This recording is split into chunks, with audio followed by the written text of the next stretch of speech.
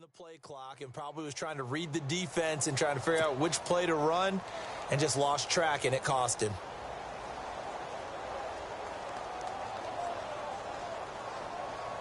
All right, they're going to try and keep hope alive here on 4th down. They're going for it.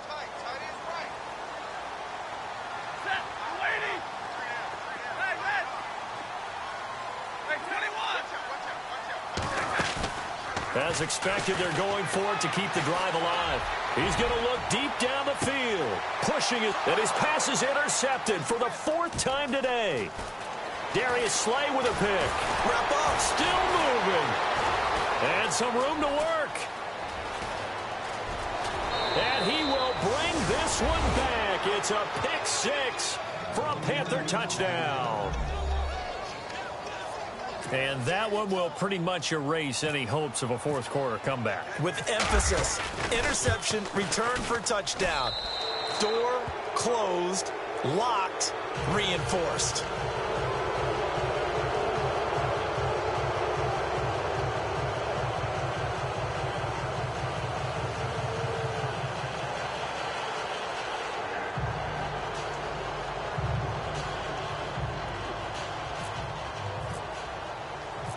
So they throw the pick 6. They'll get another shot at it now as this one's in the air.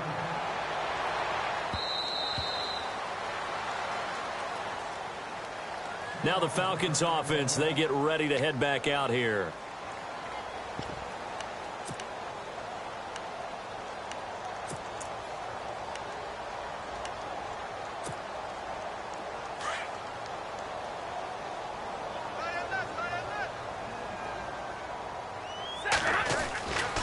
First down at Stafford. And my goodness, another interception. Picked off at the 38. Just a little bit of a rough stretch. 6 interceptions now in these last 2 weeks combined. I know the easy thing is to go back to mechanics, footwork, things of that nature. I'm also wondering, is he getting fooled by what he's seeing on defense? Has the scouting report changed? Are they showing him things different than what he expected? For the 2nd week in a row, he's throwing it to the guys in the wrong colors. Trying for Brown, and it's intercepted. Tedrick Thompson picks it, and the return here is stopped at the 35-yard line. So they get the takeaway, but that's just step 1. They still have a lot of work to do. But they don't want to focus on that now. Now it's about getting the ball in the end zone and hoping they can take it away again. Yeah, still 3-score game, though, 4th quarter.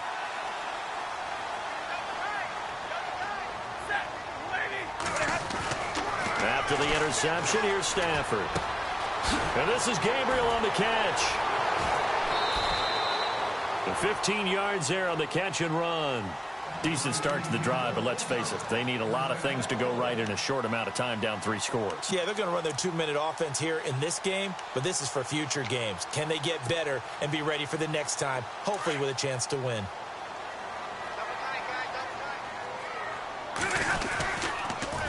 The pitch to Fournette. It's a loss of 2 there, bringing up 2nd down. Oh, partner, that play brought back memories. Watching them string it out, letting the runner get all the way to the sideline area, but not letting him get out of bounds. They formed that picket fence and didn't allow him through. Not only that, got him for a loss as well here. And one of the reasons they lead in the 4th quarter, plays like that. Yeah, it took a little more time off the clock, making him do it that way, didn't it? And he's able to take it across midfield before going out of bounds. 4 yards on the completion, and it sets up a 3rd down. One thing I think that's safe to say defensively, the tackling's been really good. And because of that, it's been very, very hard for them to move the ball because you're not getting the benefits of run after catch. They're tackling them almost on the spot. That means you have to run extra plays, harder to move it. On 3rd down, Stafford. And that is incomplete. Brandon, at least there's one bright side to that incompletion. What's that? It wasn't an interception. Wow. You're a nice guy. That was kind of savage. But correct. No pick, just incomplete that time. Desperation time for Stafford on 4th down. And they're going to bring him down. Back across midfield at the 45. The Falcons go for it, but it doesn't work out. And it'll be a turnover on downs.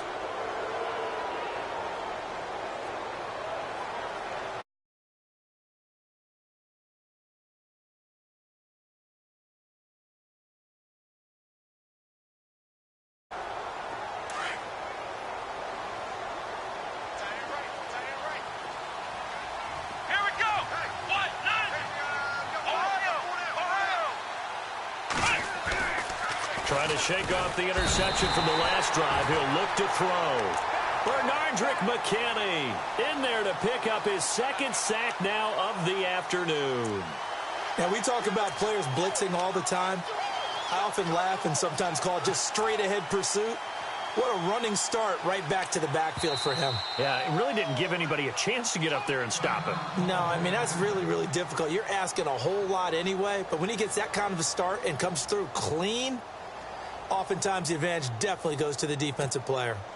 So the defense has put them in a tough spot. It's second and long. Here we go. From the midfield stripe, they'll look to throw. And on the left sideline, he caught it, but out of bounds, according to the head linesman. Incomplete, so the ball a little late getting there, and it's third down. I know for us it's fun, and it's not so much fun for the rookie receivers when we see them coming into the league, and we're good at training camps. You see them working on getting 2 feet down instead of 1. But the best ones train in college trying to get 2 down instead of 1, so the transition's a little bit less. In this case, though, wasn't able to complete it anyway. Throwing, Hundley. Going up top. And incomplete. He can't hang on. Would have been a nice catch. Instead, it brings up a fourth down. One thing I know from experience is that when the deep ball is thrown and you're the defender, you've got to fight that little bit of panic that emerges. You've got to play the ball really well. It's a 50-50 jump ball play. And guess what? They took a shot. How are you going to win it? And in this case, they managed to get it done. So possession goes over here on the punt. And the Falcons are going to get it at the 20. Now the Falcons offense gets ready to head back onto the field. And this offense last time turned it over, went for it on fourth, didn't get it. They're lucky, though, because no points against the team on the board, but we'll see how they respond. Yeah, they've got to give a lot of credit to their defensive teammates, don't they? They had their backs on that last series. And because they did so, that allows the coach to still stay aggressive on offense and maybe go for it again in a similar situation. I was going to say, maybe makes that offense feel good when you know you've got a defense making stands like that. Yeah, that'll loosen up things a little bit, won't it? Maybe you'll play a little bit better the next time you have the ball. And he's going to get this one across the 30-yard line. 12 yards there as they move the chains. Good route, good pickup for first down yardage, and that is a tough one to cover, the angle route, because a running back getting out of the backfield, if you're trying to cover that, especially if you're in the linebacker spot and you're seeing this play develop, he heads out towards the flat first, and that often gets you to overcommit running in that direction. Then he cuts back up inside you into the middle of the field. That's what we just saw there for a nice pickup. Second and 10, Stafford again. Flush to his right. His throw incomplete. Virgil Green is tight end, the intended receiver, and it'll bring up third down. There are a good number of coaches at any time they call an in route are really worried about the play because there's so much traffic ordinarily that the ball has to get through to get to the receiver. And on that play, it was batted down. Room here to run. And he's going to have a first down as he's brought down at the 44-yard line. Time for a break. We're back to finish this one off after this.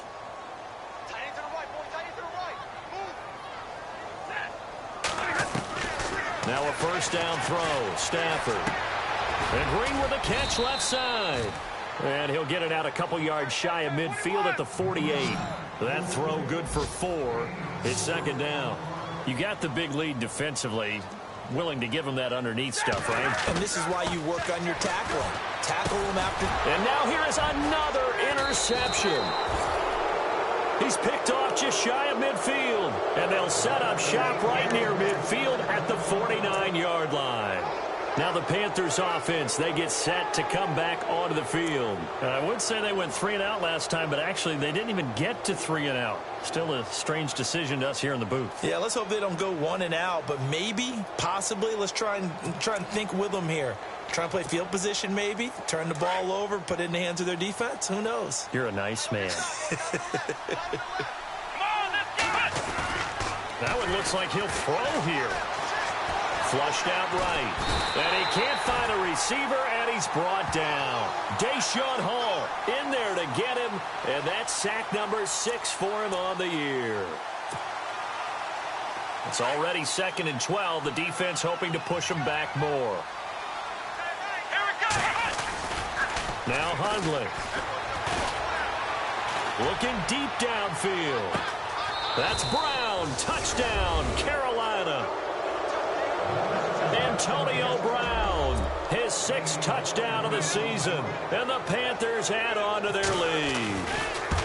They were still throwing with a comfortable lead here late, and now that lead even more comfortable. And your first thought is there bad blood that went into this one ahead of time, that maybe they're seeking some revenge or they just don't like them? But the other thing that always hits me is, are they worried about playoff positioning? Right? Are they worried about, do you need enough points in case there's a tiebreaker that comes into play later? And that'll carry over the back line of the end zone for a touchback. And here now come the Falcons. They're down big here late. I don't know. You just one last drive here for pride? Some people like to do that. I remember playing for a guy once. We were down huge, and someone said, "Coach, what do you want to call?" He just waved a hand like, who cares? Oh, a hit. He lost the football. Stafford puts it on the ground. On plays like this, when the ball comes free, it's often unusual for the team that lost it to get it back, because this is the quarterback. The ball gets away from him. Everyone else is trying to execute what they're supposed to do on offense. They're usually looking in the other direction, downfield, or have moved away from him. In this case, though, a teammate is able to come up with the ball. So after nearly turning it over, new life here for the offense on 2nd down. They'll fake the give. Now Stafford. And this is incomplete. They were trying to get it there to Michael Floyd. 3rd down here. So this is what happens when you throw interceptions. That confident veneer that you have gets chipped away a little bit. Maybe a little bit gun-shy throwing it around. Yeah, underthrowing him there, and you're right. Those interceptions may be in the back of his mind.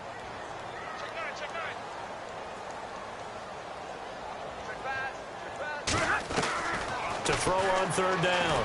Stafford. He's got the completion to Strong. And a nice gain of 21 yards. And now we won't see a play on 1st down. We're going to get a timeout instead, as they'll stop it with 27 seconds showing on the clock.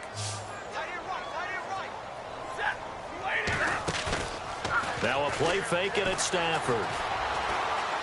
Now a desperation throw deep downfield. And that one falls incomplete. Looked like he might have had position there, but he couldn't hold on at 2nd down. I know he wants to get his team back in the game, but a 50-50 ball right there that maybe was a little questionable. Yeah, he's pretty lucky to get that one back. I think that sometimes these quarterbacks play with a lot of confidence that borders on arrogance, and that can put your team in some Dutch. Yeah, especially maybe want to look at some safer routes after the interception he had that ended their last drive. 15 yards through the air and a 1st down. The defensive line disperses a little bit here, maybe expecting a pass. Play action. Stafford. And no escaping this time as he'll go down. They got him for a sack. And a timeout coming in. This will be their final one with 10 seconds remaining.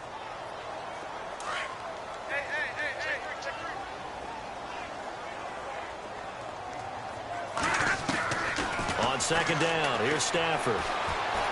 He's going to let it fly. And this is incomplete with a clock showing just 3 seconds left. He was trying to hit Taylor Gabriel that time, and it's 3rd down. This defense was definitely alert to the possibility of the deep ball, and they were more than ready for it. They've got the lead, 4th quarter. Maybe can expect more passes like that downfield. One last throw here for Stafford. Strong grabs it over the middle. And he'll get this one down near the 20 yards. Here they come.